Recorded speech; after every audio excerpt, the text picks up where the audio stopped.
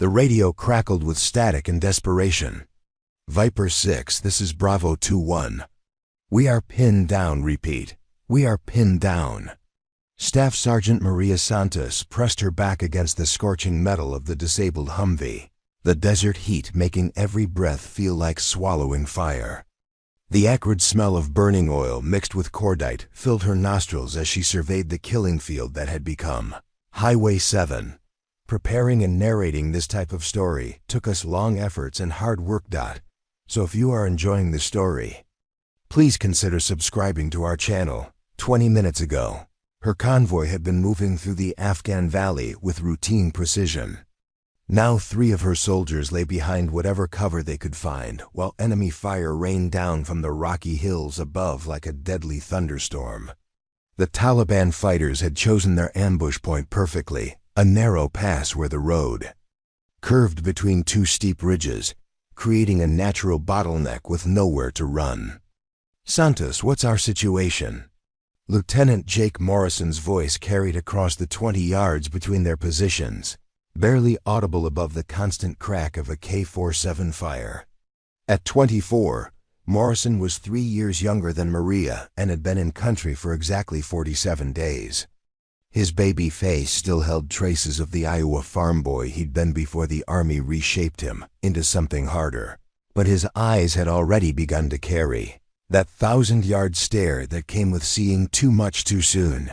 Maria's fingers found the St. Christopher medal her abuela had pressed into her palm before she deployed, the same one her grandfather had carried through Vietnam, worn smooth by decades of worried fingers.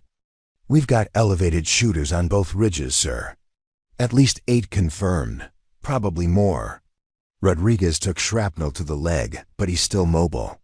Patel's got a minor head wound, but she's conscious and returning fire.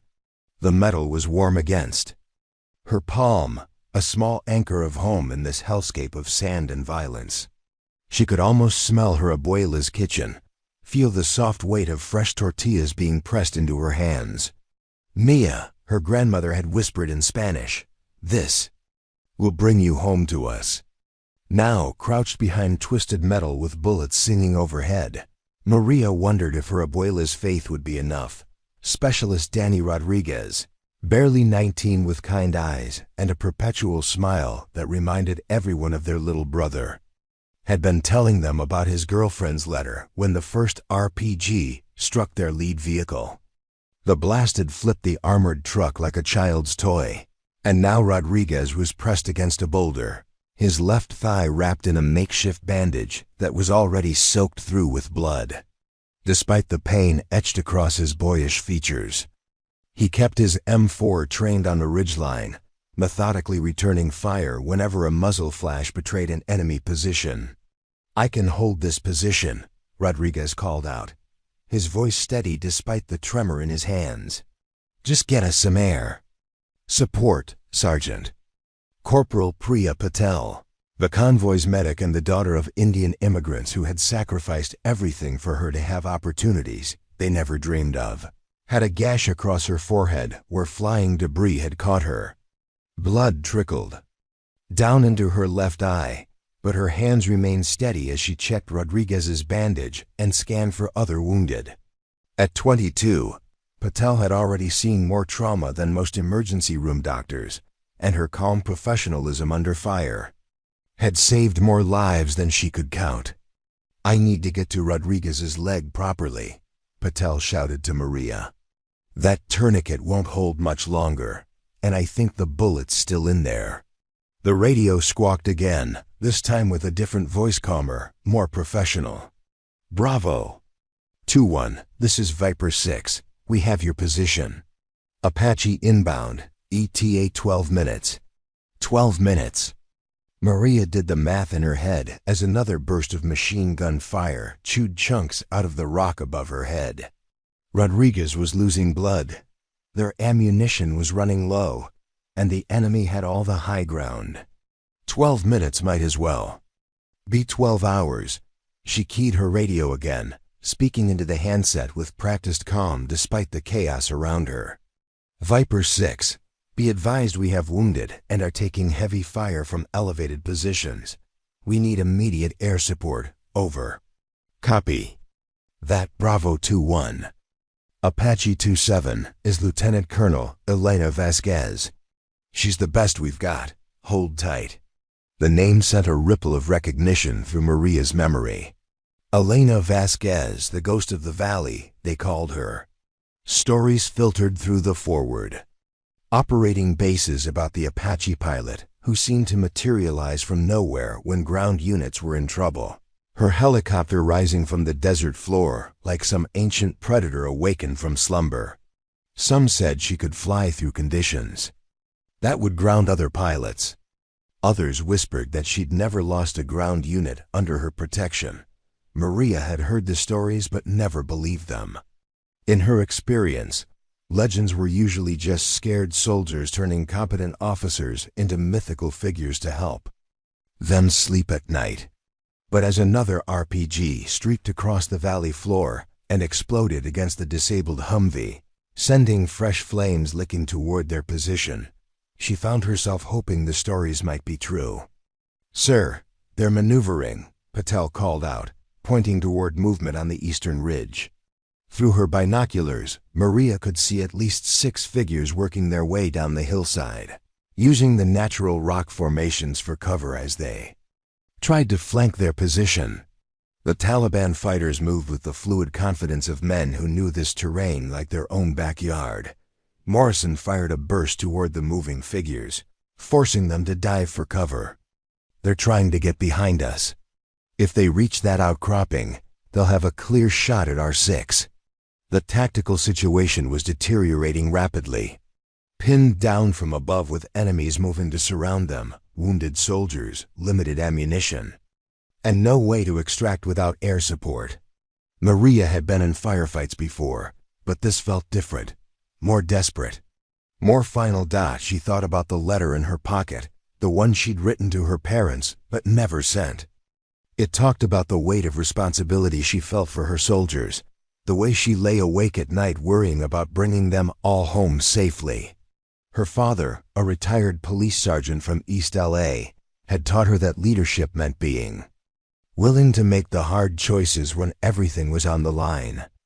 Now, watching Rodriguez's face grow paler and hearing the steady crack of incoming fire, she understood what he'd meant. "How long has it been?" Morrison asked, his voice tight with stress. Maria checked her watch. 9 minutes since the call. 3 more minutes. But even as she said it, she could see the enemy fighters on the eastern ridge getting closer to that outcropping Morrison had identified. Once they reached it, they'd have clear fields of fire into their defensive position. The math was simple and brutal. They wouldn't last 3 more minutes if those fighters made it to their new position. The desert sun beat down mercilessly, turning their body armor into personal ovens, and making the metal of their weapons too hot to touch comfortably. Sweat mixed with dust and cordite residue created a grimy paste on their faces. The smell of burning rubber and hot metal filled the air, punctuated by the sharper scent of blood and the medical supplies Patel was using to keep Rodriguez stable. "Sergeant," Rodriguez called out, his voice weaker now. "I'm starting to feel pretty lightheaded over here." Patel caught Maria's eye and shook her head slightly, a subtle gesture that said Rodriguez was running out of time. The tourniquet had slowed the bleeding but not stopped it entirely, and without proper surgical intervention, he wouldn't make it much longer. Maria keyed her radio again. "Viper 6, this is Bravo 2-1. We have a critical wounded and enemy. Fighters are flanking our position. We need that Apache now. Over. Bravo 2-1. Apache 2-7 is 2 minutes out. Hold your position." 2 minutes. Maria looked at the advancing enemy fighters, then at Rodriguez's increasingly pale face, then at the impossible geometry of their tactical situation. 2 minutes to cover 300 yards of open ground while taking fire from multiple directions. 2 minutes for a helicopter pilot she'd never met to somehow tip the balance of a firefight that was rapidly spiraling beyond their control. The radio crackled once more.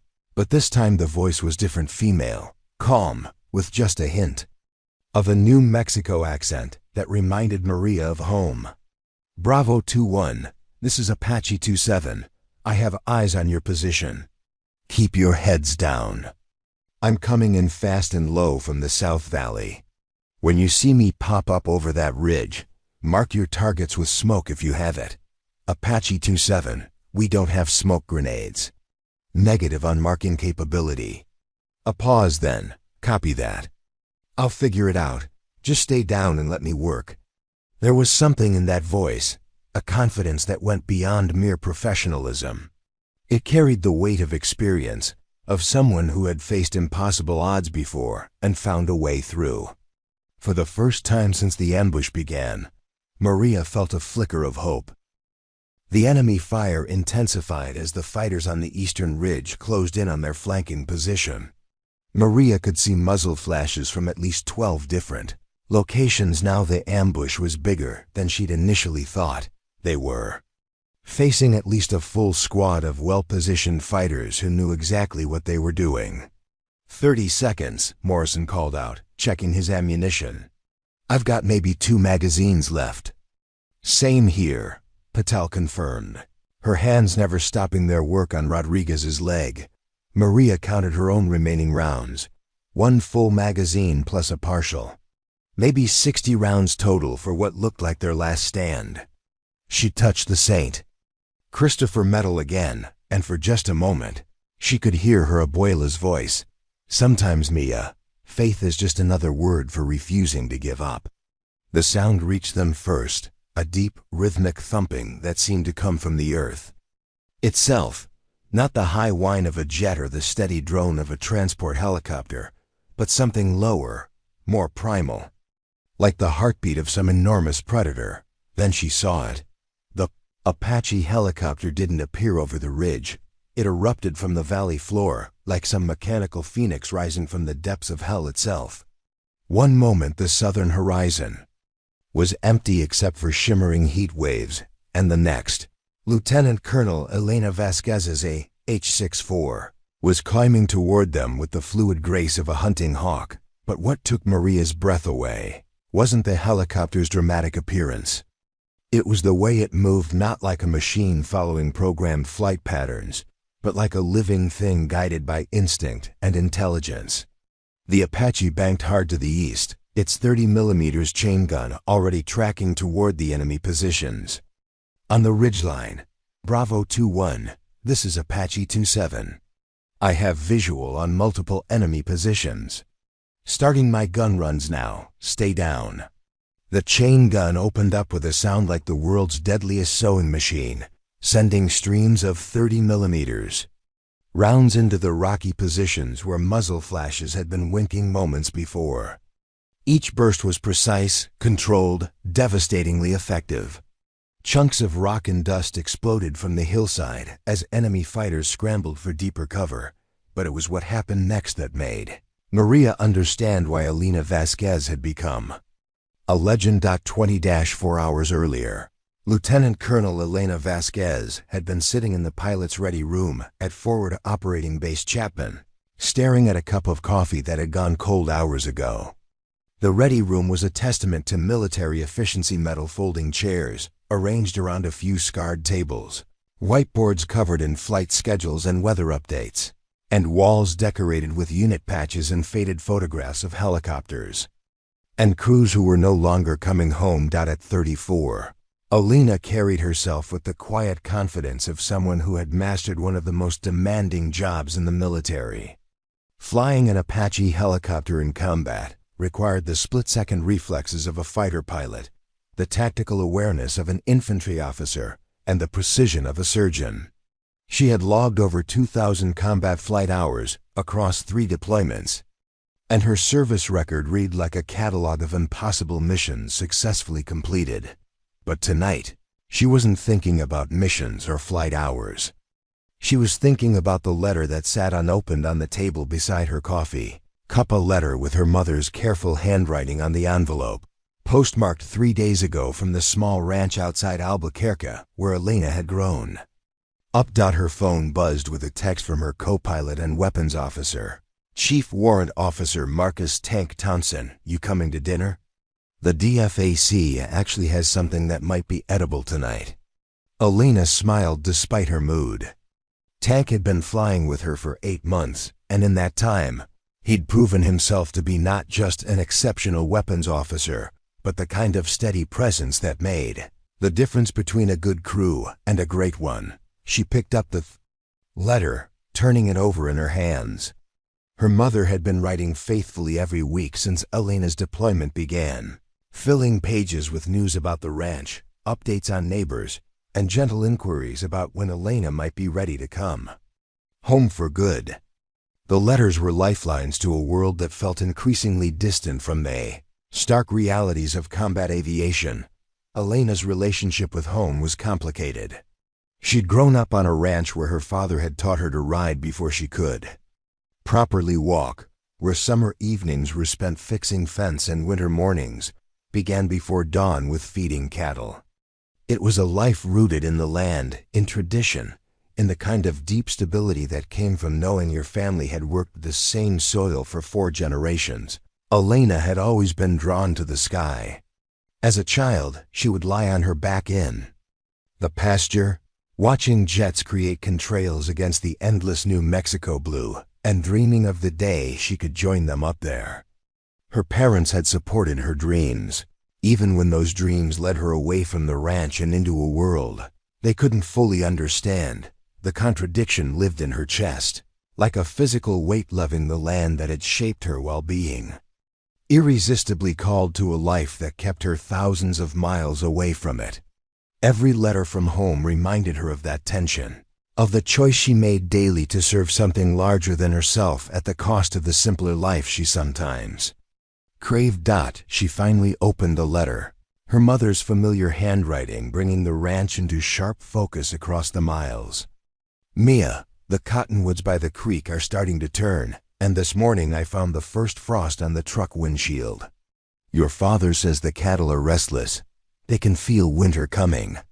I dream about you flying in that metal bird of yours, and I pray every night that it brings you home safe to us. The words were like a physical ache. Elena could see the cottonwoods her mother described, their leaves shifting from green to gold in the crisp autumn air. She could smell the particular scent of high desert morning sage and pinyon and the clean bite of approaching winter. For just a moment, she was 8 years old again, helping her father move cattle to winter pasture while her mother packed sandwiches and thermoses of coffee that steamed in the cold air. But then she looked up and saw the ready room walls, covered with photos of crews who wouldn't be going home to autumn cottonwoods, or morning frost, or any of the 1,000 small details that made up a life. Captain Jennifer Phoenix Martinez, who'd been shot down 6 months ago while covering an infantry patrol. Major David Reaper Williams, whose Apache had taken an RPG while evacuating wounded Marines. Chief Warrant Officer Sarah Ghost Johnson, who died when her helicopter hit an unexpected dust storm during a night mission. Each photograph was a reminder of the price that came with the job, but also of the reason Elena kept flying. Every successful mission, every ground unit brought home safe, every wounded soldier evacuated under fire. These were the moments that justified the risk and the sacrifice. The ranch would still be there when her war was over, but the soldiers who needed her protection existed only in the present moment. Elena folded the letter carefully and slipped it into her flight suit pocket. She would answer it tomorrow, would fill pages with reassurances and carefully edited stories that would let her mother sleep a little easier. But tonight, she had pre-flight checks to complete and weather reports to review, because in 12 hours she would be airborne again, carrying her crew and her responsibilities into whatever dangers waited in the Afghan sky. The mess hall was nearly empty when she finally made her way there, the dinner crowd having long since dispersed to their various duties and diversions. Tank was sitting at a corner table, methodically working through what appeared to be some form of chicken. his tablet propped beside his tray, showing technical manuals for their helicopter's weapons systems. "You're late," he said without looking up. "And you've got that look again." "What look?" "The one that says you've been sitting in the ready room, thinking too hard about things you can't change." Tank was 31, a career warrant officer from Detroit who joined the Army to escape a neighborhood where too many of his friends were choosing between prison and early graves. He had the rare gift of being able to read people as precisely as he read weapons systems, and after 8 months of flying together, he could decode Elena's moods with uncomfortable accuracy. Elena sat down across from him, picking at the salad. She'd grabbed more from habit than hunger. "My mother wrote again. The ranch letter or the when are you coming home letter?" "Both. It's always both." Elena stabbed at a piece of lettuce with more force than necessary. "She writes about the cattle and the weather and the neighbors, and underneath all of it is this question she's too polite to ask directly." Tank closed his tablet and gave her his full attention. "Which is, when am I going to stop playing soldier and come home to be the daughter she raised?" Elena set down her fork and rubbed her temples. "She doesn't understand why I keep signing up for this. 3 deployments, Tank. Most pilots do 1, maybe 2 if they're unlucky or ambitious. But I keep coming back. Maybe because you're good at it. Maybe because it matters. Or maybe because I'm running away from something." The admission surprised Elena even as she said it. She'd never voiced that particular fear before, but it had been growing in the back of her mind for months. Was she serving from a sense of duty and patriotism, or was she using the military as an excuse to avoid the more complicated challenge of building a normal life? Tank considered this for a moment. "You know what I think? I think you're asking the wrong question. Instead of wondering why you keep coming back, maybe you should ask what happens to the people who need us if you don't." He pulled out his phone and showed her a photo, a formal military portrait of a young soldier, maybe 20 years old, with serious eyes and a tentative smile. Staff Sergeant Maria Santos. She's with the 82nd, attached to a logistics unit running convoy security on Highway 7. 3 kids in her unit, including a medic who's barely old enough to buy beer legally. They're good soldiers, but they're young and scared and a long way from home. Elena studied the photo. Something about the soldier's eyes reminded her of herself, at that age determined but uncertain, trying to project strength while still figuring out what that strength looked like. "Why are you showing me this?" "Because tomorrow morning, her convoy is going to roll out on a resupply mission, and there's intel suggesting the Taliban have been setting up ambush positions along their route. If something goes wrong, if they get pinned down or take casualties, we're their lifeline. You're their lifeline." Tank put the phone away and met Elena's eyes. "Your mother loves you, and she wants you safe at home helping with the ranch." "I get that, but Staff Sergeant Santos has a family too, and they want her to come home alive. So does Specialist Rodriguez, who writes letters to his girlfriend every single day. So does Corporal Patel, whose parents sacrificed everything so she could have opportunities they never imagined." The weight of that responsibility settled around Elena's shoulders like a familiar coat. This was why she kept coming back, why she couldn't quite bring herself to hang up her flight helmet and return to the quiet comfort of the ranch. Every mission was personal. Every call for help was someone's daughter or son or parent hanging in the balance. "Sometimes I think about what it would be like," Elena said quietly. "Going home, I mean. Taking over the ranch, maybe finding someone to settle down with. Having the kind of life where the biggest crisis is whether we get enough rain for the hay crop." "And?" Elena smiled, but it was tinged with sadness. "And then I remember that peace is a luxury someone has to pay for. Right now, that someone is us." They finished their meal in comfortable silence, each lost in their own thoughts. Around them, the forward operating base continued its 24-hour cycle of controlled chaos convoys, preparing for early morning departures, night patrols checking equipment, radio operators monitoring the constant stream of communications. That kept the war machine functioning. At 2,200 hours, Elena made her way to the flight line for her final pre-flight inspection of the night. The Apache helicopter sat in its revetment like a sleeping predator, all sharp angles and lethal purpose. In the harsh glare of the floodlights, it looked more like a piece of industrial art than a machine designed for war. She ran her hands along the aircraft's skin, checking for any signs of damage or wear that might have been missed during the day's maintenance cycle. The helicopter was an extension of herself now, as familiar as her own body after hundreds of hours spent learning its every sound and vibration. She could feel when something was wrong with the engines before the instruments showed it, could sense changes in the rotor dynamics that indicated potential problems. This particular Apache tail number, 605427, had been her aircraft for the entire deployment.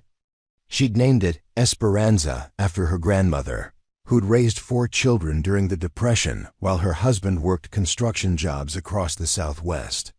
The name seemed appropriate for a machine whose job was to appear when hope was in short supply. Elena climbed up to the cockpit and settled into the pilot's seat, running through the mental checklist she performed before every flight. Emergency procedures, weapons system status, communication protocols, extraction routes, each item reviewed and confirmed until the knowledge was as automatic as breathing. In combat, there was no time for conscious thought, only the trained responses that had been drilled into muscle memory through thousands of repetitions. She pulled out her mother's letter and read it again by the glow of the cockpit lights. "I dream about you flying in that metal bird of yours, and I pray every night that it brings you home safe to us. But I also pray that you find whatever it is you're looking for up there in the sky, because I know you wouldn't keep going back if you hadn't found something worth the risk." Elena smiled at that. Her mother understood more than she let on. The ranch would always be there, solid and dependable as the land itself. But up here, strapped into a machine that could outrun the wind and strike like lightning, Elena had found something that no amount of peaceful mornings and predictable seasons could replace. She'd found her purpose. She folded the letter away and climbed down from the cockpit. Tomorrow would bring new missions, new challenges, new opportunities to make the difference between life and death for soldiers whose names she might never know. Tonight, she would sleep the deep, dreamless sleep of someone whose conscience was clear and whose duty was understood. At 0630 hours the next morning, Elena was back on the flight line, working through her pre-flight checklist with Tank while the eastern horizon began to lighten with the promise of another day in the war zone. The morning briefing had been routine, weather conditions favorable. No unusual threat activity reported. Several scheduled missions, including convoy support and a possible medical evacuation. "Beautiful morning for flying," Tank commented as he completed his weapons systems checks. Elena nodded, breathing in the crisp mountain air that reminded her just enough of home to make her chest tighten slightly. In a few hours, she would be airborne again, carrying her skills and her crews trust into whatever dangers awaited. It was a responsibility she'd chosen, a burden she carried willingly, and a calling that had led her thousands of miles from the cottonwoods and cattle that would always be part of her heart. The radio crackled to life. "Apache 27. This is base operations. Stand by for possible emergency dispatch." Elena and Tank exchanged glances. It was going to be one of those days. The emergency call came at 0847 hours, just as Elena was reviewing weather patterns with the operations officer. "Apache 27, we have a convoy under heavy fire on Highway 7. Multiple casualties reported. You are cleared for immediate departure." Tank was already sprinting toward their helicopter before Elena finished copying the coordinates. The familiar pre-combat adrenaline surge had her system heart rate increasing, senses sharpening, the world suddenly seeming to move in high-definition clarity. This was the moment when months of training and preparation either paid off or proved inadequate. What do we know about the tactical situation? Elena asked as she strapped herself into the pilot's seat. Convoy of 4 vehicles hit an IED, then got caught in a coordinated ambush, Tank replied, his fingers flying over the weapon system controls. Enemy positions on elevated terrain, good fields of fire, classic low-shaped ambush. Ground unit is requesting immediate air support. Elena brought the Apache's engines online, the familiar whine building to a roar as the rotors began their slow acceleration to flight speed. Through her helmet's integrated display, she could see the mission parameters updating in real-time, distance to target, estimated flight time, weather conditions, known threats. Apache 27, you are cleared for takeoff. Vector 090, altitude Angels 5. Contact Viper 6 on frequency 247.5. The Apache lifted off with Elena's characteristic smoothness, rising from the revetment like smoke drawn by an invisible wind. She kept the helicopter low as they cleared the base perimeter, using the natural terrain features to mask their approach from any enemy observers who might be watching for air support responses. Flying nap of the Earth in an Apache required a particular kind of concentration, constant micro-adjustments to keep the aircraft below the radar horizon while maintaining enough speed to reach the target quickly.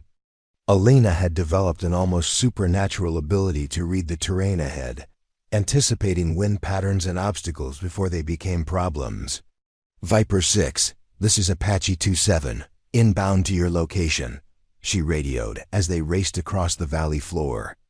Apache 27, Viper 6. Be advised, we have friendly forces pinned down in the kill zone. Enemy positions are mixed in with civilian structures. Rules of engagement are tight positive identification required before engaging. Elena felt her jaw tighten. Urban combat situations were the most challenging scenarios for attack helicopter operations. The Apache's weapons were devastatingly effective against enemy forces in open terrain, but in populated areas, the margin for error disappeared entirely. One misplaced round could turn a successful rescue mission into an international incident. Copy that, Viper 6. We'll make a high pass first to assess the situation. As they approached the target area, Elena could see the smoke rising from the ambush site long before the details became clear. Black columns marked the locations of burning vehicles, while smaller wisps indicated where enemy fire had started brush fires on the surrounding hillsides. The geography was exactly as Tank had described, a natural choke point where the highway curved between 2 ridgelines, creating perfect conditions for an ambush. Jesus, Tank muttered, studying the tactical display. They really stepped in it. Through her magnified optics, Elena could see the surviving members of the convoy pressed against whatever cover they could find. The lead vehicle was completely destroyed, nothing more than a blackened shell. The second and third vehicles were disabled, but intact, their crews using them as improvised fortifications. The fourth vehicle had managed to back away from the kill zone, but was now taking fire from multiple directions. I count at least 12 enemy positions, Tank reported. Maybe more. They've got RPGs, automatic weapons, and what looks like a crew-served weapon on the eastern ridge. Elena banked the Apache into a wide circle around the ambush site, staying high enough to avoid small arms fire while she analyzed the tactical situation.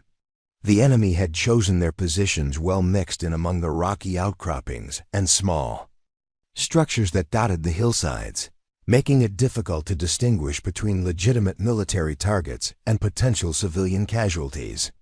Bravo 2-1, this is Apache 27. I have eyes on your position. Can you mark your friendlies for me? Apache 27, negative on marking capability. We're pinned down pretty tight here.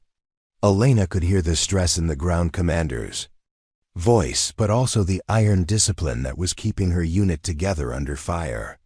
This was someone who understood the tactical situation and was making the hard decisions necessary to keep her people alive. Copy that. I'm going to make a low pass to identify targets. Keep your heads down. Elena pushed the Apache into a steep dive, using the helicopter's speed and agility to make herself a difficult target while getting close, enough to properly identify enemy positions.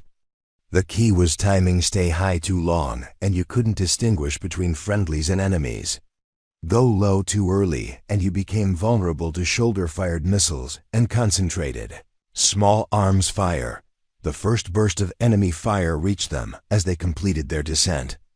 Elena could hear the distinctive crack of bullets passing close to the cockpit, but the Apache's armored shell was designed to withstand significant battle damage. She concentrated on flying, trusting Tank to identify and prioritize targets. I've got muzzle flashes from grid 7-7-4-9-2-3. Tank called out. Looks like a heavy machine gun position. Clear to engage? Elena could see the position he was referring to, a rocky outcropping about 400 meters from the pinned-down convoy. Through her magnified display, she could clearly see the enemy weapon emplacement and confirm that there were no civilian structures in the immediate area. Target confirmed. You are cleared hot. The Apache's 30mm chain gun opened up with its characteristic buzzsaw sound, sending a stream of high-explosive rounds into the enemy position. Elena watched through her display as the rounds impacted exactly where intended, silencing the machine gun and eliminating that threat to the ground unit. But their attack run had also revealed their position to other enemy fighters, and within seconds, the Apache was taking fire from multiple directions. Elena threw the helicopter into a series of evasive maneuvers, using every bit of available terrain to break the enemy's tracking solutions. RPG launch, 2 o'clock. Tank shouted. Elena saw the rocket-propelled grenade streak past their position, close enough that she could see the enemy fighter who'd fired it scrambling for a reload. She marked the position mentally while continuing her evasive pattern. I need to get us some separation so we can reassess, she told Tank. The situation is more complex than we initially thought. As they pulled back to a safer distance, Elena's mind was already working through the tactical problem. The enemy had more fighters than intelligence had suggested. They were well positioned and disciplined, and they were clearly prepared for air support to arrive. This wasn't a hasty ambush by inexperienced fighters. This was a carefully planned operation by people who knew what they were doing. Viper 6, this is Apache 27. The situation is more complex than initially reported. I count at least 15 enemy positions, well dug in and coordinated. This is going to take some time to resolve. Apache 27, be advised we have critical wounded down there. Staff Sergeant Santos reports one soldier with significant blood loss who won't last much longer without medical intervention. Elena felt the familiar weight of responsibility settle on her shoulders. Every minute they spent maneuvering and planning was another minute that wounded soldier moved closer to becoming a casualty statistic. But rushing in without proper preparation would just get more people killed. Tank, I need options. How do we break this up without endangering the friendlies? Tank was studying the tactical display, his experienced eye picking out patterns and vulnerabilities that might not be obvious to someone less familiar with ground combat dynamics. The enemy positions form 3 distinct clusters, he said after a moment. If we can take out the northernmost cluster first, it'll open up an escape route for the convoy. But we'll have to get in close to do it accurately. How close? Close enough that we'll be taking fire from everything they've got. Elena considered this. Getting close meant accepting significant risk to her aircraft and crew, but it also meant being able to deliver precise fires that would break the ambush without endangering the soldiers she was there to protect. It was exactly the kind of calculated risk that separated good pilots from great ones. All right, let's do it. But we go in fast and we go in smart. I want Hellfire missiles on the 2 heaviest positions. Then we'll work the smaller ones with the gun. The Hellfire missiles were the Apache's most powerful weapons, laser-guided precision, munitions that could destroy enemy positions from several kilometers away. But they were also expensive and limited in number, which meant every shot had to. Count Elena lined up for their attack run, using a ridgeline to mask their approach until the last possible moment. The key was surprise pop-up, engage multiple targets in rapid succession, then get back to cover before the enemy could mount. An effective response. Coming up on launch point, Elena announced. Stand by for missile engagement. The Apache crested the ridgeline like a mechanical falcon, Elena pulling the aircraft into a steep climb that brought their target. Acquisition systems online, just as the enemy positions came into view. Tank's fingers moved over his weapons controls.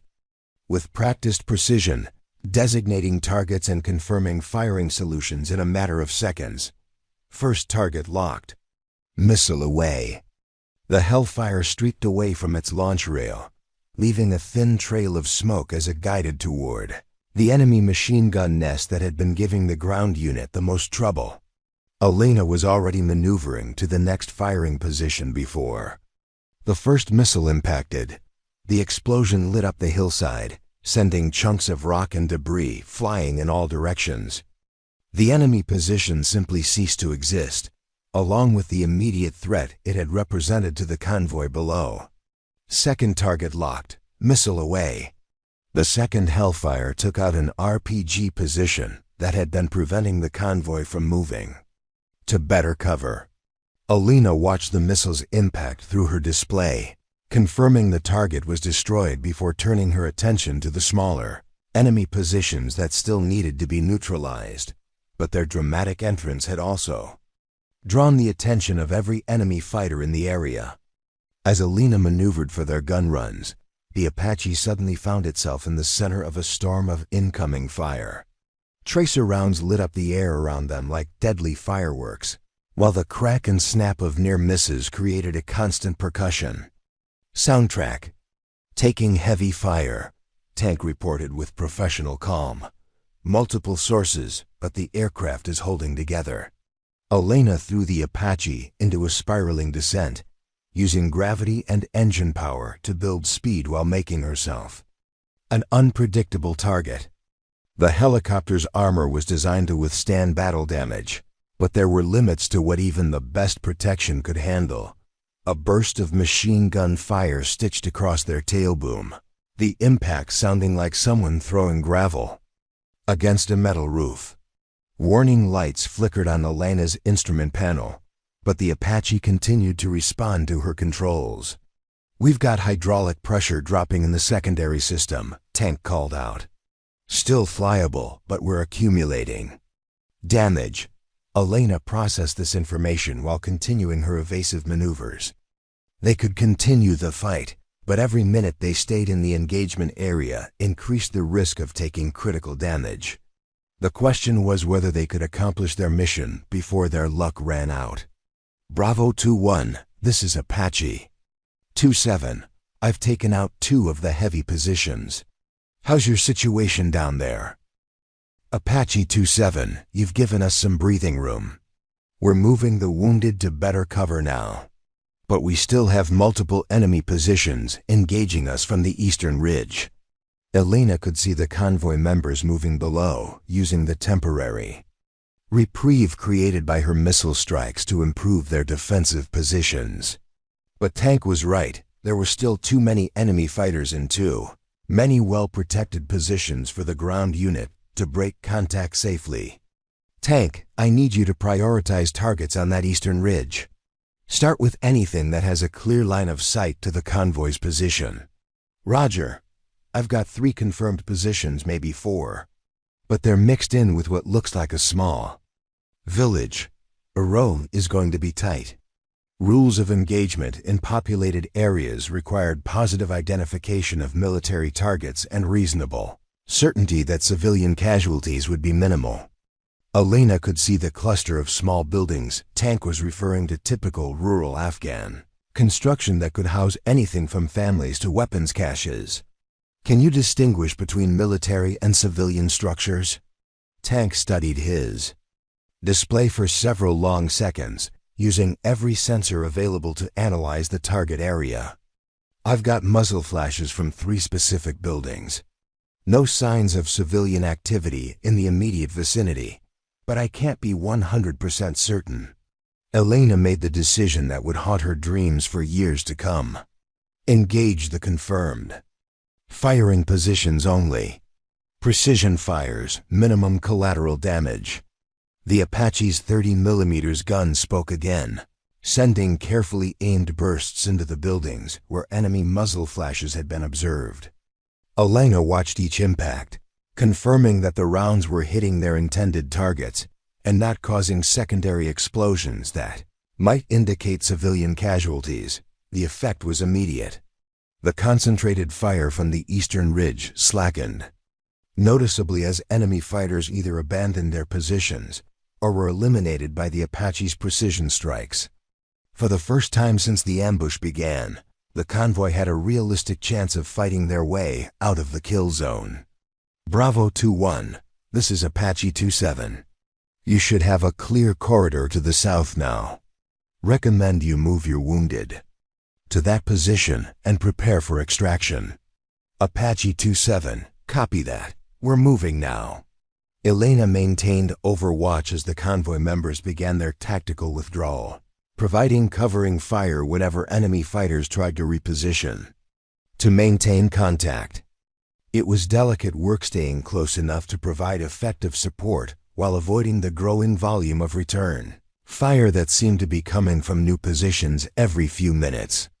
Elena, we've got a problem, Tank said, his voice carrying a note of concern that cut through the professional calm.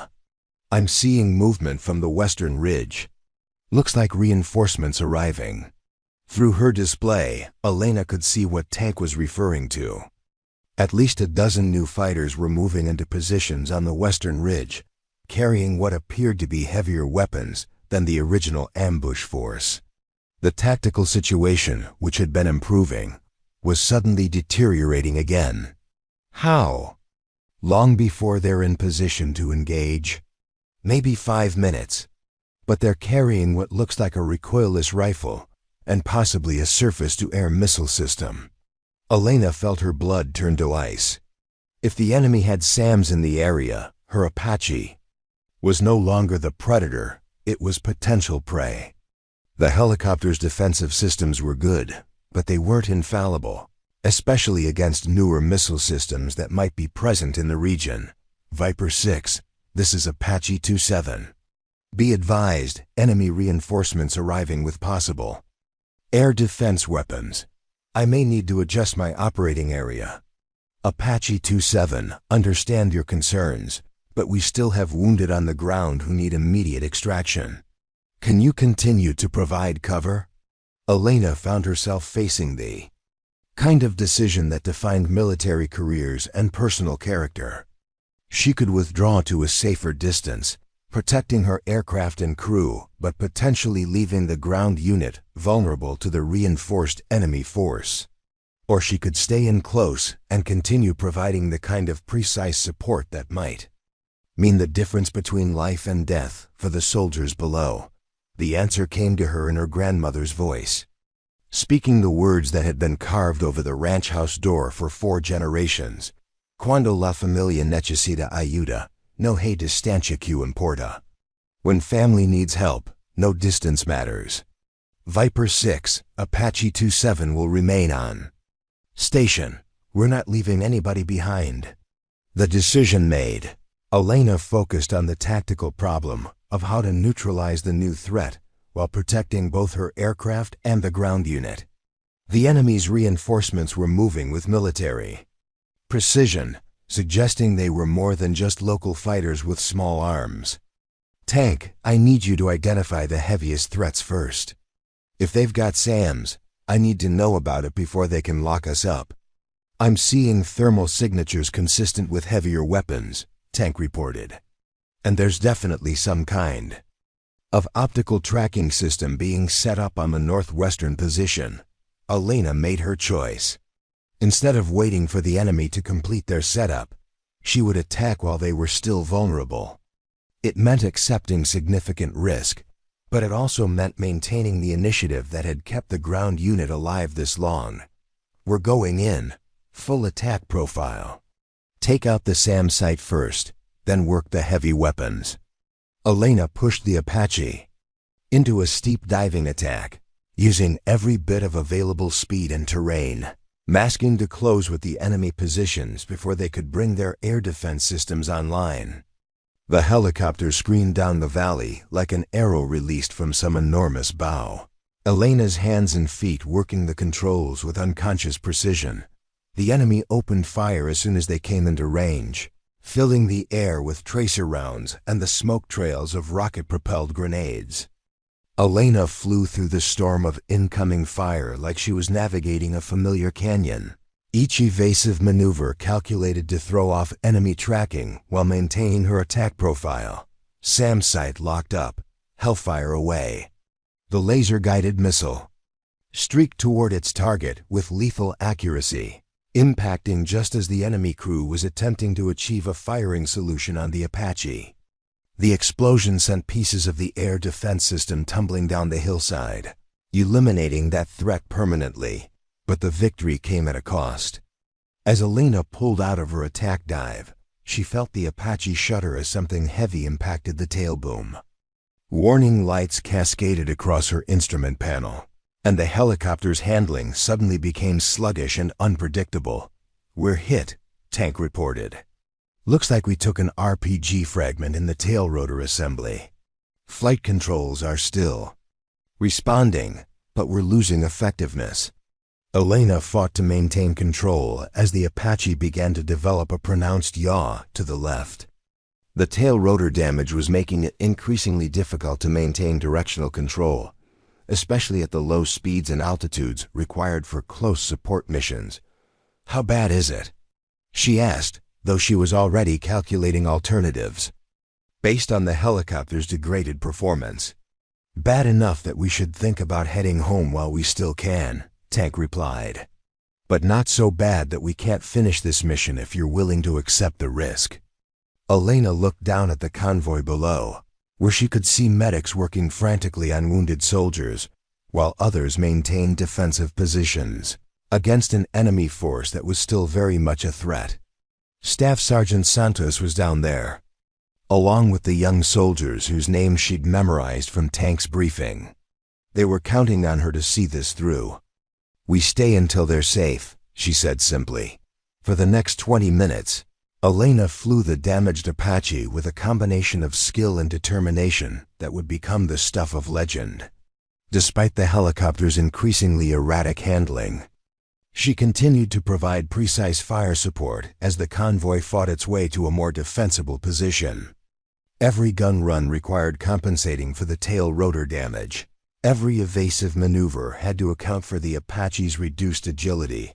Tank worked his weapon systems with equal precision, conserving ammunition while ensuring that every round had maximum effect on enemy positions. Together, they created a partnership between pilot and gunner that transformed a damaged helicopter into an instrument of surgical precision. "Bravo 2-1, this is Apache 2-7. I've suppressed most of the enemy positions on your flanks. You should be able to move to extraction point Bravo now." "Apache 2-7, we're moving to extraction point Bravo. Be advised we have one critical wounded who needs immediate medevac." Elena acknowledged the transmission while fighting to keep the Apache stable in its orbit around the extraction point. The helicopter was becoming increasingly difficult to control, requiring constant inputs to maintain even basic flight parameters. But she held position, providing overwatch as the convoy reached the landing zone where a medevac helicopter was already inbound. "Dustoff 7-2, this is Apache 2-7. LZ is clear of enemy fire. You're clear to land." The medical evacuation helicopter touched down in a cloud of dust and rotor wash, its crew immediately jumping out to help load the wounded soldiers. Elena maintained her protective orbit, ready to engage any enemy forces that might try to interfere with the evacuation. As the medevac lifted off with its precious cargo, Elena finally allowed herself to consider her own situation. The Apache was still flying, but barely. The tail rotor damage was getting progressively worse, and she could feel the helicopter's handling deteriorating with each passing minute. "Tank, I think it's time to head home." "Roger that. I'll call ahead and let them know we're coming in with battle damage." Elena turned the Apache toward home, nursing the damaged helicopter through the long flight back to base. Every mile was a victory against mechanical failure and enemy action. Every minute in the air a testament to both her flying skills and the Apache's robust construction. As they finally approached their home base, Elena could see emergency vehicles positioned along the runway, a reminder that their successful mission had come at a cost that was still being calculated. "Apache 27, you are cleared for emergency landing on runway 09. Emergency. Crews standing by." Elena brought the damaged helicopter down with the same precision she'd shown throughout the mission, touching down so smoothly that the emergency crews almost seemed disappointed they weren't needed. As the rotors wound down and the engines fell silent, she finally allowed herself to relax. "Hell of a mission," Tank said as they began their post-flight procedures. "Hell of a day," Elena agreed. But as she climbed down from the cockpit and felt solid ground under her feet again, Elena knew that this was exactly where she belonged. Not safe at home on the ranch, but here, where her skills and courage could make the difference between life and death for soldiers whose names she was just beginning to learn. The radio crackled one final time. "Apache 27, this is Bravo 21. All personnel extracted safely. Rodriguez is stable and should make a full recovery." "Thank you" doesn't begin to cover it, but thank you. Elena smiled as she removed her flight helmet. Sometimes the simplest words carried the most weight. The briefing began 3 hours after Elena and Tank had returned to base. Once the immediate medical concerns had been addressed and the Apache had been thoroughly inspected by maintenance crews, Colonel James Patterson, the wing commander, sat at the head of the conference table with the kind of expression that suggested he was still processing what he'd heard in the initial mission reports. "Let me make sure I understand this correctly," Patterson said, reviewing the tablet in front of him. "You engaged a reinforced enemy position, took significant battle damage, and continued the mission for another 20 minutes to ensure complete extraction of friendly forces." Elena sat at attention, still wearing her flight suit, though she'd managed to grab a quick shower and a cup of coffee that actually tasted like coffee rather than motor oil. "Yes, sir. The ground unit was still taking effective fire when we initially took damage. Breaking contact at that point would have left them vulnerable to the reinforced enemy positions." Major Sarah Chen, the intelligence officer, leaned forward with her own tablet. "The after-action reports from the ground unit are remarkable. Staff Sergeant Santos reports that your fire support was so precise that enemy fighters began abandoning their positions rather than risk engaging your aircraft." "Tank deserves most of the credit for that," Elena said, nodding toward her weapons officer. "His target identification and engagement protocols were flawless throughout the mission." Tank shifted uncomfortably in his chair. "Ma'am, with respect, it was your flying that made the precision possible. I've never seen anyone maintain that kind of accuracy while taking damage and maneuvering in such a confined area." Colonel Patterson set down his tablet and studied Elena with the kind of intensity that made even experienced officers feel like they were being evaluated. "Lieutenant Colonel Vasquez, I've been flying helicopters for 22 years. I've seen good pilots, great pilots, and occasionally pilots who redefine what we think is possible. Based on these reports, you fall into that last category." Elena felt heat rise in her cheeks. "Sir, I was just doing my job. Any pilot in the squadron would have made the same decisions under those circumstances." "No," Patterson said firmly. "They wouldn't have. And that's not a criticism of our other pilots. It's recognition that what you accomplished today required a combination of skill, judgment, and courage that doesn't come along very often. Major Chen consulted her notes. The ground unit's after-action report includes some specific details that I think you should hear. Staff Sergeant Santos states that when your Apache first appeared over the ridgeline, the effect on enemy morale was immediate and dramatic. Several of her soldiers reported that enemy fighters could be heard shouting to each other in apparent alarm. What kind of shouting? Elena asked. According to our interpreters, they were calling you the ghost that rises from the valley. Apparently, your reputation has preceded you in local Taliban circles. Elena felt a chill run down her spine. The idea that enemy fighters had been specifically watching for her, that her name or reputation was known to people she'd never met, added a personal dimension to the conflict that she hadn't fully considered. Before Tank leaned back in his chair. That explains the heavy weapons they brought to the party. If they knew Elena was likely to respond to calls for air support in this sector, they came prepared for an Apache engagement. Colonel Patterson nodded slowly, which makes what you accomplished even more significant. They weren't just ready for air support, they were specifically ready for you. And you still managed to break their ambush and extract the ground unit without casualties. The door opened and Captain Williams, the wing's public affairs officer, entered with an apologetic expression. Sir, I'm sorry to interrupt, but I thought you should know we've got media requests coming in about today's mission. Apparently, word has gotten back to some of the embedded journalists about the helicopter pilot who rose from the valley. Like death itself. That's a direct quote from one of the requests. Elena groaned internally.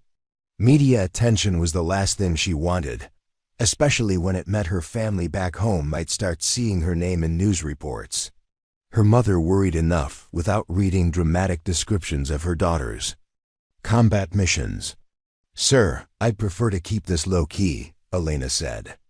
The focus should be on the successful extraction of the ground unit, not on individual performance. Colonel Patterson smiled. I'm afraid that decision may be out of our hands, Lieutenant Colonel. When you perform at this level, people take notice, but we'll do what we can to keep the focus on the mission rather than personalities. Major Chen cleared her throat. There's another aspect to this that we need to discuss. The intelligence we're gathering suggests that your reputation among enemy forces is actually becoming a tactical factor. There are indications that some Taliban units are modifying their tactics specifically to counter your likely responses to ambush situations. Elena absorbed this information while trying to understand its implications. Are you saying they're planning operations around the assumption that I'll be the one responding to calls for air support? In this sector, yes. Your response patterns and tactical preferences have apparently been studied and discussed at levels higher than local cell leadership. We're seeing evidence of coordination that suggests they view neutralizing your aircraft as a strategic priority. Tank whistled softly. That's both flattering and terrifying.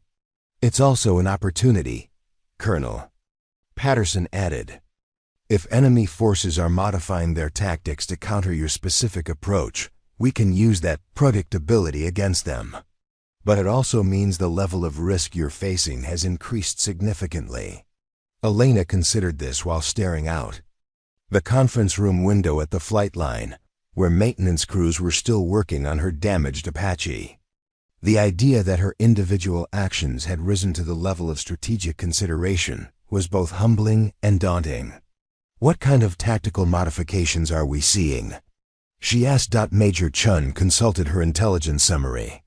Heavier air defense, weapons, more sophisticated early warning networks, and coordination between multiple cells to create overlapping fields of fire. Today's ambush was more complex than typical Taliban operations specifically because they were planning for your likely response. And yet they still failed to achieve their objectives, Colonel Patterson noted. Which suggests that while they may be studying your tactics, they haven't found an effective counter to your execution. The debriefing continued for another hour, covering everything from weapons expenditure to lessons learned to recommendations for future operations. But Elena found her mind wandering to the ground unit she'd supported, wondering how Staff Sergeant Santos and her soldiers were processing their own version of the day's events. When the formal debriefing finally concluded, Elena walked out onto the flight line to check on her Apache. The maintenance crews had removed several panels to access the tail rotor assembly, revealing the extent of the damage her helicopter had sustained. Chief Warrant Officer Martinez, the maintenance chief, looked up as she approached. "How bad is it, Chief?" Elena asked. Martinez wiped his hands on a rag before answering. "You're lucky to be alive, ma'am. The RPG fragment missed the tail rotor drive shaft by maybe 3 inches. If it had hit that, you would have had a very different ending to your day." Elena examined the damage, running her fingers along the twisted metal where the fragment had impacted. The Apache had taken a beating but continued to fly, a testament to both the aircraft's design and the maintenance crews who kept it in combat ready. "Condition. How long until she's ready to fly again?" she asked. 72 hours, maybe 96 if we find additional damage when we dig deeper into the systems. But she'd be better than new when we're done with her." Elena nodded, patting the helicopter's skin with something approaching affection. This aircraft had brought her through another impossible situation, and she owed it the kind of care and respect reserved for trusted partners. Her phone buzzed with a text message from Tank. "Thought you should know. Got word from the hospital. Rodriguez is stable and should make a full recovery. Santos and the rest of her unit are asking if they can send you a thank you note." Elena smiled as she typed back, "Tell them they don't owe me anything, just doing our job." But even as she sent the message, Elena knew it wasn't entirely true. What had happened today went beyond just doing a job. It was about the bonds that formed between people who trusted each other with their lives, about the responsibility that came with having skills others depended on, and about the choice to risk everything for people whose names you might never know. As the sun began to set over the Afghan mountains, painting the sky in shades of gold and crimson that reminded Elena of New Mexico evenings, she found herself thinking about the letter from her mother that still sat in her pocket. She would answer it tonight, would tell her mother about the cottonwoods she missed and the ranch work she looked forward to returning to someday. But she would also try to explain why she wasn't ready to come home yet, why there were still soldiers like Staff Sergeant Santos who needed someone willing to rise from the valley when hope was in short supply. It wouldn't be an easy letter to write, but it would be an honest one. Elena's radio crackled to life. "Apache 27. This is base operations. We have another mission request coming in. Possible convoy ambush developing on Highway 12. Are you available for tasking?" Elena looked at her damaged helicopter, then at the maintenance crews working to repair it, then at the mountains where other soldiers might be fighting for their lives at this very moment.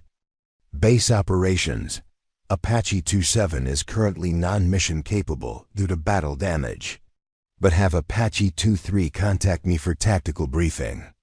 I can provide intelligence on enemy tactics and likely response patterns." As she walked back toward the operations center, Elena reflected on how much her understanding of her role had evolved. She wasn't just a pilot anymore. She was part of a larger system of protection and response that extended far beyond any individual mission or aircraft. The phone in her pocket buzzed again, this time with a message from an unknown number. "Ma'am, this is S.G. Santos. I know you probably get this a lot, but I wanted you to know that what you did today saved my soldiers' lives. Rodriguez says he's going to name his first kid Elena if it's a girl. Thank you for bringing us home." Elena stopped walking and read the message twice, feeling the weight of gratitude and responsibility settle around her shoulders like a familiar coat. This was why she kept coming back, why she couldn't quite bring herself to hang up her flight. "Helmet and return to the ranch." She typed back, "S.G. Santos. It was an honor to support your unit today. Take care of your soldiers, and they'll take care of you. Stay safe out there." As she entered the operations center to begin preparing for whatever mission might come next, Elena realized that she'd found her answer to her mother's unspoken question. She would come home someday, would return to the land and the family that had shaped her, but not yet. Not while there were still soldiers who needed someone willing to rise from the valley, like death itself when hope was in short supply. War would end eventually, and Elena would hang up her flight suit and return to a life of cattle and cottonwoods, and the kind of peace that someone else would have to pay for. But tonight, she had intelligence to brief and missions to plan, because somewhere out there, another convoy might be rolling into an ambush. Another group of soldiers might need someone crazy enough to fly a damaged helicopter through enemy fire to bring them home. Elena poured herself another cup of coffee and got back to work. 6 months later, Elena stood in the chapel at Forward Operating Base Chapman, watching as Staff Sergeant Maria Santos pinned sergeant stripes on Specialist Rodriguez's uniform. The young soldier who had nearly bled out in the Afghan desert now stood at attention with a proud smile and a slight limp that would probably stay with him for the rest of his life. The promotion ceremony was small, just Santos's unit, a few officers, and Elena, who had been specifically invited by Rodriguez himself. The chapel was one of the few places on the base where the constant noise of helicopters and generators faded to a manageable hum, creating a pocket of relative peace in the controlled chaos of military operations. "Congratulations, Sergeant Rodriguez," Santos said as she stepped back and rendered a crisp salute to her newly promoted soldier.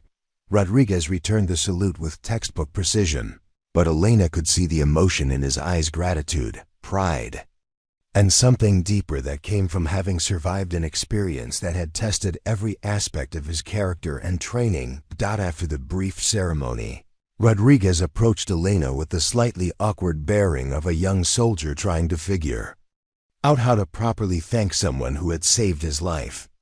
"Ma'am, I wanted to give you something," he said, pulling a small wrapped package from his pocket. Elena opened it to find a photograph Rodriguez and his girlfriend, both smiling at the camera with the kind of happiness that seemed to radiate off the printed page.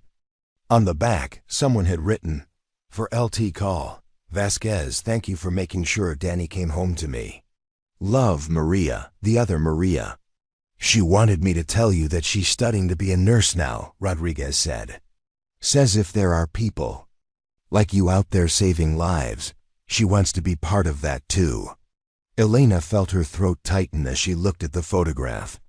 This was what victory looked like, not destroyed enemy positions or successful mission statistics, but young people who got to build lives and families and futures, because someone had been willing to risk everything to bring them home safely. "Thank you," Elena said, tucking the photograph carefully into her flight suit pocket. "This means more than you know." As the ceremony broke up and people began to disperse back to their various duties, Santos approached Elena with her own question. "Ma'am, can I ask you something personal?" "Of course. How do you do it? How do you fly into situations like that ambush and make it look easy? My soldiers talk about you like you're some kind of superhero, but you seem so normal."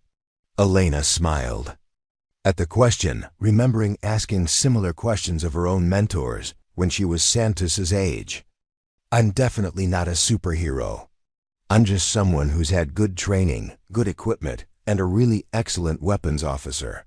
The rest is just refusing to quit when things get difficult." Santos considered this for a moment. "Is that what you tell yourself when you're flying through enemy fire?" "Actually, when I'm flying through enemy fire, I'm usually too busy to think about much of anything except the immediate tactical situation. The philosophy comes later, when I'm sitting in my bunk wondering if I made the right decisions." "And did you make the right decisions that day?" Elena looked around the chapel, thinking about Rodriguez's promotion and the photograph in her pocket and all the small victories that had grown out of one afternoon's work. "Ask me in 20 years. I think the real measure of any decision is what grows out of it over time. That evening, Elena sat in her quarters writing 2 letters. The first was to her mother, the weekly correspondence that had become a lifeline to home and a way of processing the experiences that were impossible to share with anyone who hadn't lived them. "Mama," she wrote, "today I watched one of the soldiers from that mission I told you about get promoted to sergeant. He's still young enough that his girlfriend's picture looks like a high school yearbook photo, but he carries himself like someone who's learned what it means to depend on other people and have them depend on you. I think you would like him. He reminds me of the ranch hands you were always feeding and worrying about." The second letter was harder to write. It was addressed to her wing commander, requesting a transfer to a training command back in the United States. After 3 deployments and nearly 4 years of combat flying, Elena had decided it was time to pass on what she'd learned to the next generation of pilots. The decision hadn't come easily. Elena loved combat flying in a way that was difficult to explain to people who hadn't experienced it, the pure focus of life or death decision-making, the satisfaction of using complex skills to solve impossible problems, the knowledge that your work had immediate and measurable impact on people's lives. But she'd also begun to understand that her most important contribution might not be the missions she flew, but the pilots she could train. Every student who learned to fly with her precision and judgment would go on to save lives of their own. Every tactical innovation she could pass along might someday mean the difference between success and failure for aircrew she would never meet. The letter to Colonel Patterson was professional and straightforward. "Sir, I am requesting assignment to the U.S. Army Aviation Center of Excellence as a senior instructor pilot. After extensive consideration, I believe my experience and expertise would be most effectively utilized in developing the next generation of attack helicopter pilots." But attached to the formal request was a more personal note. "Colonel, I've been thinking about what you said after that mission 6 months ago, about pilots who redefine what we think is possible. I think the best way to honor that assessment is to make sure it doesn't end with me. There are young pilots coming up who have the potential to be better than I ever was, but only if someone takes the time to teach them properly." Elena sealed both letters, then walked out to the flight line for one last look at her Apache before turning in for the night. The helicopter had been fully repaired and upgraded since the battle damage it had sustained during the Santos rescue, and it sat in its revetment like a patient predator waiting for the next mission. Chief Martinez was performing a routine inspection, his practiced hands checking systems and components with the kind of attention to detail that had kept Elena's aircraft mission ready through dozens of combat sorties. "Working late again, Chief?" Elena asked as she approached. "Just making sure she's ready for tomorrow," Martinez replied. "Word is you might be getting another interesting mission. Something about a prisoner rescue operation near the Pakistan border." Elena nodded. The intelligence briefings had been talking about a possible mission to extract a captured American contractor who was being held in a Taliban compound near the border region. It would be a complex operation requiring precise timing and flawless execution. Exactly the kind of mission that had defined her deployment. "You think she's up for it?" Elena asked, patting the Apache's armor plating. "She's never let you down before," Martinez said. "Question is whether you're up for it. You've been looking tired lately, ma'am. Like someone who's been carrying a heavy load for too long." Elena considered the maintenance chief's observation. Martinez had been working on helicopters for 15 years, and his ability to read both machines and people was legendary throughout the wing. If he thought she was showing signs of fatigue, it was worth taking seriously. "Maybe it's time for someone else to carry the load for a while," Elena said. Martinez looked up from his inspection. "You thinking about heading home?" "Thinking about it. Nothing's decided yet, but I've been here long enough to train a few replacements. Captain Williams is turning into an excellent pilot, and Lieutenant Morrison has the instincts to be really Special if someone takes the time to develop them properly. The young ones always think they know everything, Martinez observed. Take someone with your experience to teach them the difference between knowing the manual and understanding the mission. Elena spent another few minutes talking with Martinez about maintenance schedules and training requirements, but her mind was already beginning to shift toward the future. She could see herself standing in front of a classroom at Fort Rucker, teaching eager young pilots about the realities of combat aviation. She could imagine the satisfaction of watching students master complex maneuvers and tactical concepts, of knowing that her knowledge would live on in their hands and minds. Next morning brought news that would change everything. Elena was reviewing weather reports in the operations center when Colonel Patterson approached with an expression that suggested either very good news or very bad news.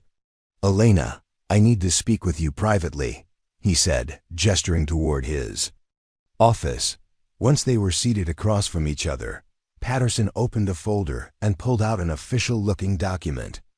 "I received your transfer request yesterday, and I have to say I'm not entirely surprised.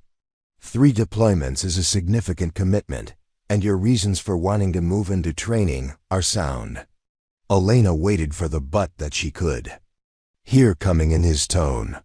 "But before we process that request, there's something else we need to discuss. I received a call from the Pentagon yesterday. It seems your reputation has reached some very high levels of command." Patterson handed her the document, which bore the seal of the Department of the Army and looked far too official for Elena's comfort. As she read, her eyes widened in disbelief. "They want to award you the Distinguished Flying Cross," she asked. "Not just award it. They want to make it part of a larger recognition program highlighting exceptional performance by female aviators. Apparently, someone at the very top levels of command has been following your career and believes your story needs to be told more widely." Elena felt her stomach sink. Public recognition was exactly what she'd been trying to avoid, and the idea of being held up as some kind of poster child for female military aviators made her deeply uncomfortable. "Sir, with respect, I'm not interested in being anyone's symbol or spokesperson. I'm just a pilot who's been doing her job." Patterson leaned back in his chair. "Elena, I understand your reluctance, but sometimes the job includes responsibilities we didn't ask for. There are young women coming up through the aviation pipeline who need to see examples of what's possible. Your story could inspire a generation of aviators." "My story is pretty simple," Elena said. "Work hard, train constantly, take care of your crew, and never leave anyone behind." I don't see what makes that uniquely female or particularly inspiring. "Maybe that's exactly what makes it inspiring," Patterson suggested. "The fact that you see it as just doing your job when what you've actually done is redefine the possible." Elena stared at the document, trying to process the implications of what Patterson was suggesting. Recognition meant attention, attention meant scrutiny, and scrutiny meant the loss of the relative anonymity that had allowed her to focus purely on the mission. "What if I decline the award?" she asked. Patterson smiled. "You could try, but I doubt it would work. When the Army wants to recognize someone, they're usually pretty persistent about it. Besides, declining might draw even more attention than accepting." Elena spent the rest of the day thinking about Patterson's words while going through her normal routine of mission planning and aircraft preparation. The prisoner rescue operation had been postponed due to weather, giving her an unexpected day to contemplate the choice between the quiet professionalism she preferred and the public recognition that apparently came with exceptional performance. That evening, she called Tank into her office to discuss the situation. He listened without comment as she explained the Pentagon's interest and her own reservations about accepting public recognition. "What do you think I should do?" she asked when she'd finished laying out the situation. Tank was quiet for a long moment, staring out the window at the flight line where their Apache sat ready for the next mission. Can I tell you a story? He finally asked. Elena nodded. When I was a kid in Detroit, there was this guy in our neighborhood, Mr. Washington. He'd been a pilot in Vietnam, flew Hueys on medevac missions. Never talked about it much, just went to work every day at the post office and coached Little League on weekends. But every now and then, when one of us kids was having a tough time, he'd pull us aside and tell us stories about the guys he'd saved. About how regular people could do extraordinary things when it mattered. Tank turned to meet Elena's eyes. I joined the Army because of those stories. Not because I wanted to be a hero, but because Mr. Washington showed me that ordinary people could make a difference in other people's lives. He never thought of himself as special, just like you don't. But his example changed my life, and through me, it's touched every person we've helped on every mission we've flown together. Tank paused, then continued. Maybe accepting this recognition isn't about you. Maybe it's about some 8-year-old girl in New Mexico who dreams of flying but doesn't think it's possible for someone like her. Maybe it's about showing her that ordinary people from ranches and neighborhoods and small towns, can do extraordinary things when they refuse to quit. Elena absorbed Tank's words while watching the sun set over the mountains that had become as familiar as the hills around her family's ranch. The parallel wasn't lost on her, both landscapes shaped by forces larger than any individual, both demanding respect and offering harsh lessons to those who underestimated them. You know what the hardest part is? Elena said after a long silence. What's that? If I accept this recognition, if I become some kind of symbol, then every mistake I make reflects on every other female aviator. Every time I have a bad day or make a poor decision, people will use it as evidence that women don't belong in combat aircraft. Tank nodded slowly. That's true. But the flip side is also true. Every time you succeed, every time you show grace, under pressure or make the impossible look routine, you're opening doors for people who come after you. Elena spent that night walking the perimeter of the forward operating base, thinking about Tank's words and trying to reconcile her personal preferences with the larger responsibilities that came with exceptional performance. The base was never truly quiet. Generators hummed constantly. Radio chatter drifted from the communications center, and the occasional helicopter took off or landed. But the late evening hours offered something approaching peace. She found herself at the memorial wall where the names of fallen aviators were inscribed on black granite. Captain Jennifer Phoenix Martinez, Major David Reaper Williams, Chief Warrant Officer Sarah Ghost, Johnson pilots who had paid the ultimate price while serving something larger than themselves. Looking at those names, Elena realized that her discomfort with recognition was, in some ways, a luxury.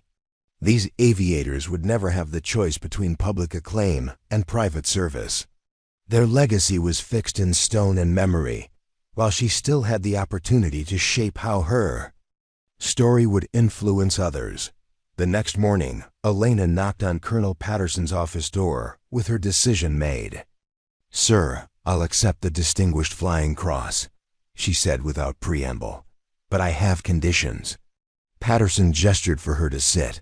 "Let's hear them. First, I want my weapons officer included in any recognition or media coverage. Tank has been essential to every successful mission we've flown, and his story is just as important as mine. Second, I want to be able to talk about the ground units we've supported, people like Staff Sergeant Santos and her soldiers. The focus should be on what we accomplished together, not on individual heroics." Patterson nodded approvingly. "Those seem like reasonable requests. Anything else?" "Yes, sir. I still want that transfer to the training command. If the Army thinks my story is worth telling, then I want to make sure I'm in a position to help write the next chapters. There are young pilots coming up who have the potential to be better than any of us, but only if someone takes the time to teach them properly." "Done," Patterson said. "Though I have to warn you, your new position is likely to come with even more visibility. The training command has been looking for senior instructors who can serve as mentors and role models for female cadets. Elena smiled. I think I can handle that, sir. As long as I get to focus on teaching them to fly. 3 weeks later, Elena stood on the reviewing stand at Fort Rucker, Alabama, watching as the latest class of helicopter pilots received their wings. The ceremony was held outdoors on a warm spring morning that reminded her powerfully of New Mexico, with clear skies and the kind of light that made everything seem possible. Beside her, Colonel Patricia Morrison, the new commander of the aviation school, provided commentary on the graduating class. 23 pilots, including 7 women. The highest percentage we've ever had in a single class. Elena watched as the new pilots received their wings, each one representing months of intensive training and preparation for the challenges that awaited them in operational units. Some would go to transport helicopters, others to attack aircraft, but all of them would carry the responsibility of bringing their crews and passengers home safely. Any of them remind you of yourself at that age? Colonel Morrison asked. Elena's eyes found Second Lieutenant Sarah Chen, a young pilot from California whose performance throughout training had been exceptional. Chen had the kind of natural flying ability that couldn't be taught, combined with the discipline and work ethic that would allow her to develop that talent into genuine expertise. Lieutenant Chen has potential, Elena said. She's got good hands and excellent judgment. With the right mentoring, she could be something special. After the ceremony, Elena approached Chen as the new pilots were saying goodbye to their families and preparing for their assignments to operational units. Preparing and narrating this type of story took us long efforts and hard work. So if you are enjoying the story, please consider subscribing to our channel. Lieutenant Chen, could I speak with you for a moment? Chen snapped to attention with the crisp bearing of a recent graduate trying to make a good impression. Yes, ma'am. Elena smiled. Relax, Lieutenant. I wanted to congratulate you on your performance during training. Your instructors speak very highly of your flying abilities. Thank you, ma'am. I understand you're going to be my advanced tactics instructor when I return for the Apache transition course. That's right. And I want you to know that I'll be expecting great things from you. You have the natural ability to be an exceptional pilot, but ability alone isn't enough. The job requires constant learning, constant improvement, and the humility to recognize that there's always more to master. Chen nodded seriously. Ma'am, can I ask you something? Of course. Is it true that you once flew a damaged Apache for 20 minutes while providing fire support during a combat rescue? Elena felt the familiar discomfort that came with discussing her combat experiences, but she also recognized the opportunity Tank had described, the chance to show a young pilot what was possible when training and determination came together. Under pressure, it's true, Elena said. But the important thing to understand is that the mission succeeded because of everything that happened before that 20 minutes. The hours of training, the maintenance crews who kept the aircraft airworthy, the weapons officer who made every shot count, and the ground unit that fought with courage and discipline. Individual heroics make good stories, but successful missions require teamwork.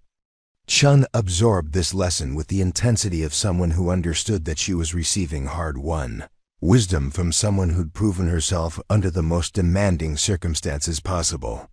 Ma'am, what advice would you give to someone just starting their career as a combat pilot? Elena considered the question while watching Chen's classmates celebrating with their families. These young pilots would face challenges and opportunities that she could barely imagine. Flying aircraft that were more capable than anything her generation had trained on.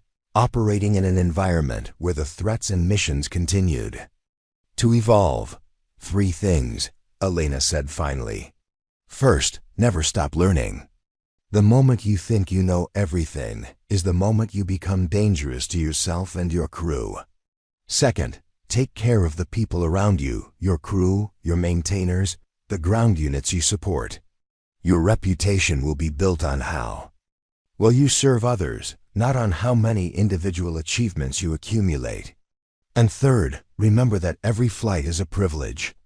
You'll be flying aircraft that represent millions of dollars and years of development, and you'll be trusted with missions that can mean the difference between life and death for people you've never met. Chen nodded, clearly committing every word to memory. Yes, man, I won't let you down. Don't worry about letting me down, Elena said. Focus on living up to your own potential. As Elena walked away from the ceremony, she reflected on how different her life had become since that day 6 months ago, when she'd risen from the Afghan valley to rescue Staff Sergeant Santos and her soldiers. The transition from combat operations to training command had been significant, but it had also revealed new ways to serve and new opportunities to make a difference. Her apartment near Fort Rucker was filled with letters from former students, photos from graduation ceremonies, and updates on the careers of pilots she'd helped train. Each successful mission flown by one of her students felt like a personal victory, evidence that her knowledge and experience were living on in the hands and minds of the next generation. The medal ceremony had taken place 2 months earlier, with Elena receiving the Distinguished Flying Cross in a Pentagon ceremony attended by senior Army leadership and her parents, who had flown in from New Mexico for the occasion. The event had been smaller and more personal than she'd feared, focusing on the mission and the teamwork that had made it successful rather than on individual heroics. Her mother had cried during the presentation, not from pride alone, but from the relief of finally understanding why her daughter had chosen this path and why it mattered so much. Her father had simply squeezed her hand and whispered, "The ranch will be here when you're ready to come home, Mia. But this is where you belong right now." Elena's phone buzzed with a text message from Tank, who was now serving as a weapons instructor at the same facility, saw the news about Chen getting assigned to the 1st Cavalry Division. "Think she's ready for the real world?" Elena typed back, "She's as ready as we can make her. The rest is up to her and the people who'll be depending on her." But even as she sent the message, Elena knew that Chen would never be truly on her own. The knowledge and experience passed down from instructor to student created an invisible network of mentorship and support that extended across generations of aviators. Every lesson learned in combat, every innovation developed under pressure, every hard-won insight about what separated success from failure, all of it lived on in the training programs and tactical doctrines that shaped new pilots. That evening, Elena sat in her quarters writing her weekly letter to her mother. The routine had continued even after her return to the United States, serving as both a connection to home and a way of processing the experiences that continued to shape her understanding of service and responsibility.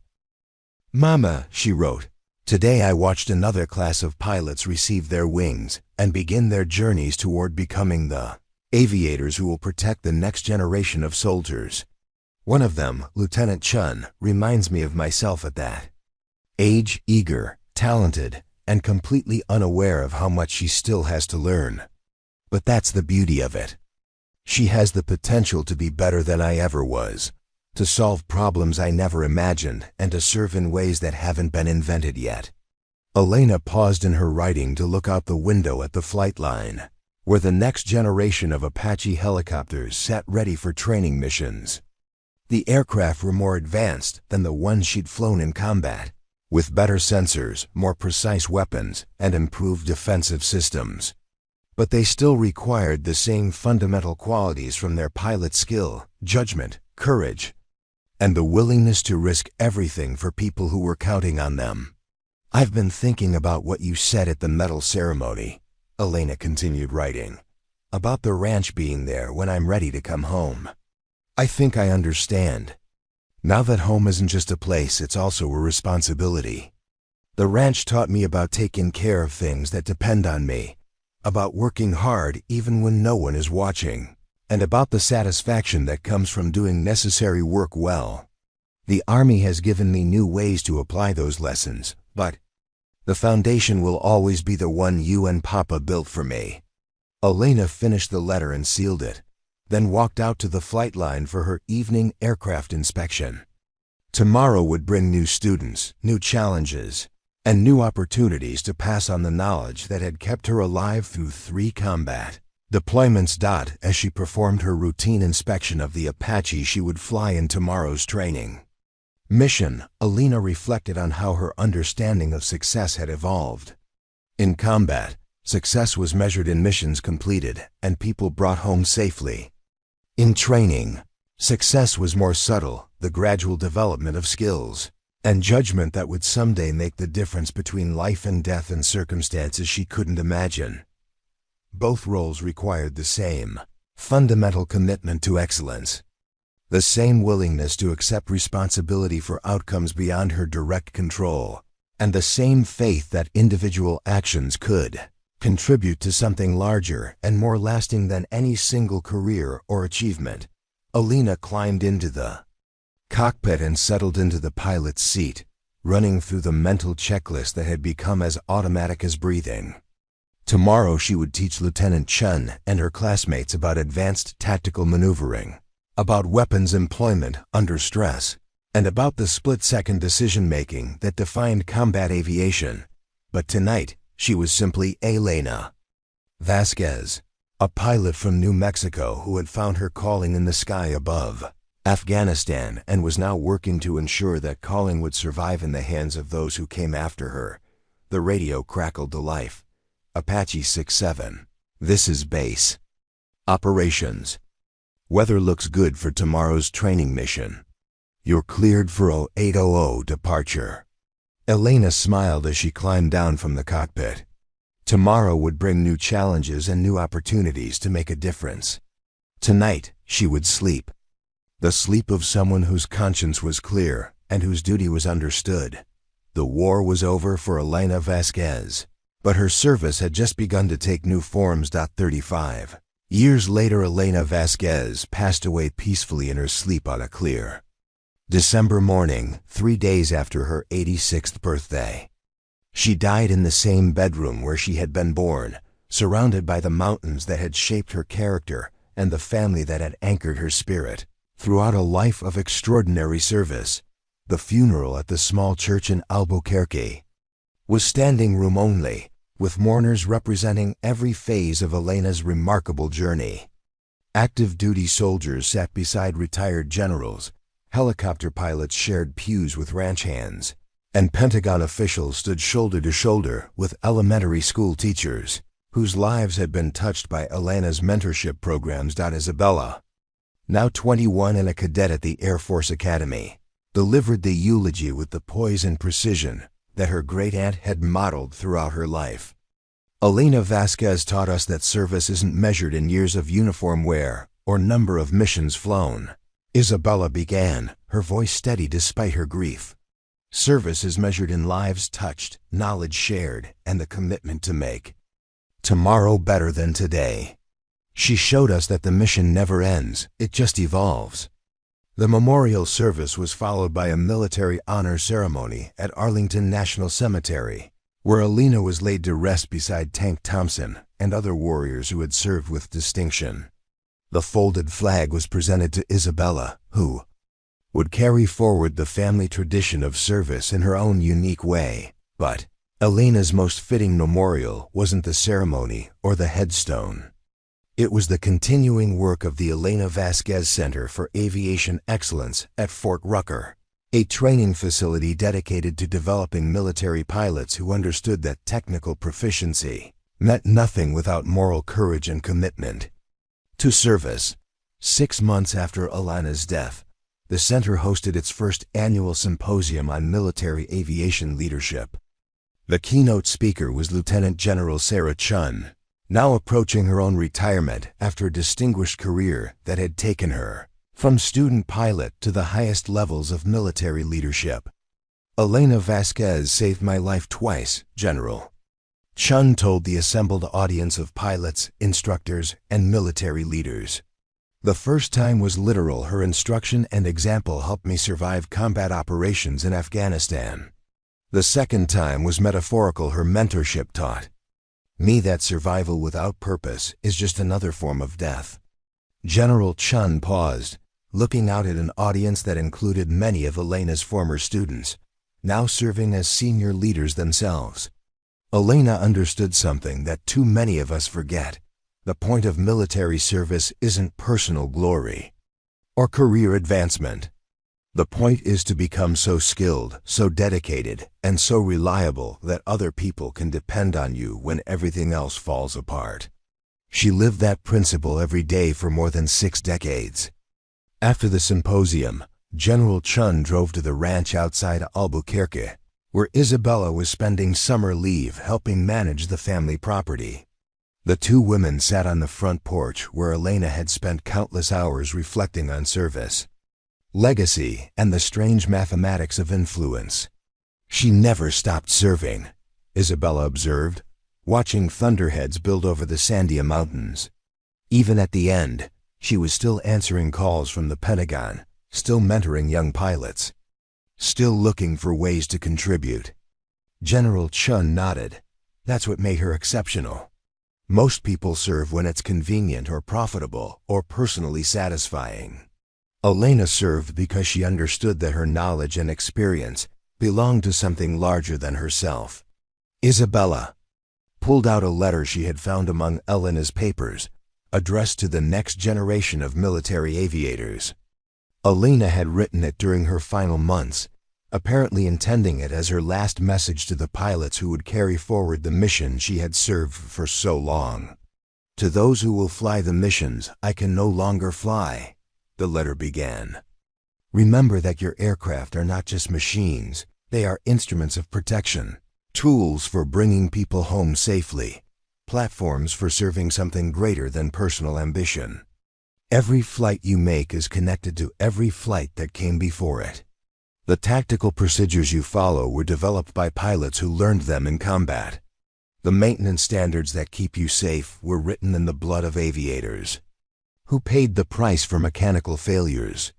The communication protocols that coordinate your missions evolved from hard-won lessons about the cost of confusion under fire.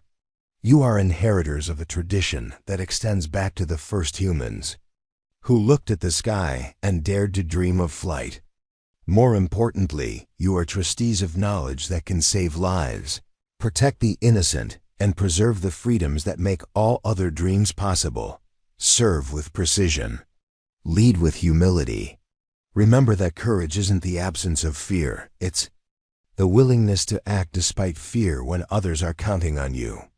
And never forget that the ultimate measure of your success won't be the awards you receive or the ranks you achieve, but the lives that continue because you were willing to risk everything to bring people home safely. The mission continues. Fly. Well, Isabella folded the letter carefully and handed it to General Chen.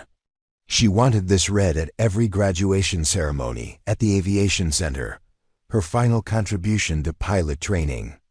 General Chen accepted the letter with the solemnity of someone receiving a sacred trust.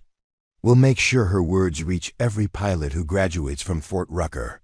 But Isabella, I think her most important legacy is sitting right here on this porch. Isabella looked puzzled. What do you mean? You, the way you've absorbed her values, the commitment to service you've developed, the understanding that knowledge should be shared rather than hoarded. Elena's influence will continue through you and through all the young people you'll mentor during your own career. As the sun set over the mountains, painting the sky in the familiar colors that had marked countless evenings at the ranch, Isabella reflected on her great-aunt's extraordinary life.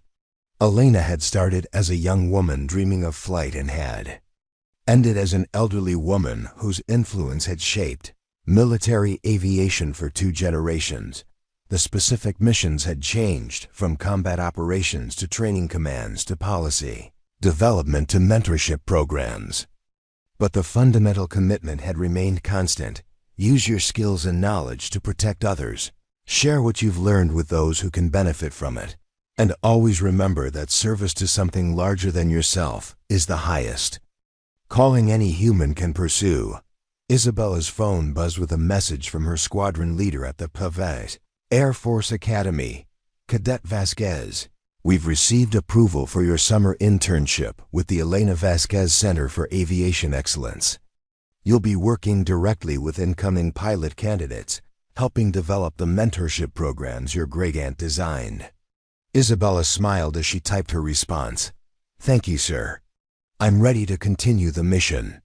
Elena Vasquez was gone, but her legacy lived on in the pilots she had trained, the programs she had developed, the standards she had established, and the young woman who now carried forward her commitment to service. The mission would continue, carried by new hands but guided by the same principles that had sustained military aviation through decades of challenge and change. As night fell over the ranch, Isabella walked inside to begin planning her summer internship, ready to discover her own ways of serving the mission that had shaped her family for 2 generations. Outside, the stars that had guided Elena through countless flights continued their ancient patterns, unchanging witnesses to the human desire to serve something greater than oneself. The mission never ended. It just found new voices to carry it forward.